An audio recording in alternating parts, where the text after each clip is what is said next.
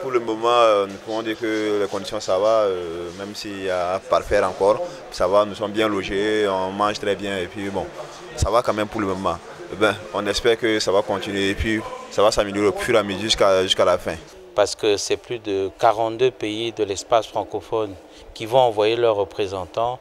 Ça sera une opportunité, une très grande opportunité pour le pays en termes de visibilité. Nous sommes prêts depuis un bon moment, d'autant plus que nous avons le support du gouvernement et aussi surtout du premier citoyen du pays, du chef de l'État, dans c'est l'un des plus grands chantiers.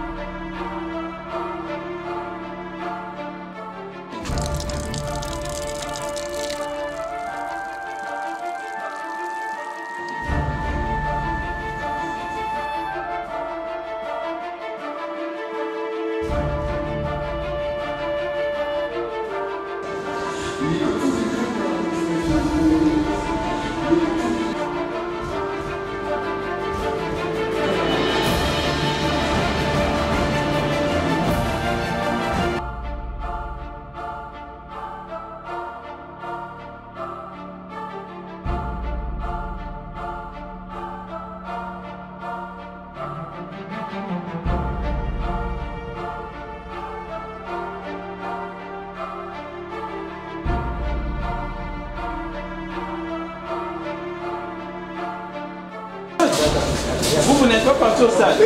Non, on est venu hier là. Vous arrivez hier nuit. Vous n'êtes pas parti avec les autres. Voilà, le coach est parti. Venez ici. Et c'est demain que vous commencez le...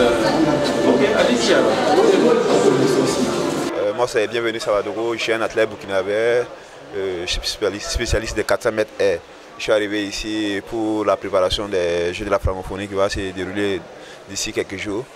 Nous sommes contents d'être ici. Premièrement, nous remercions tous les Congolais d'avoir organisé cette compétition pour nous.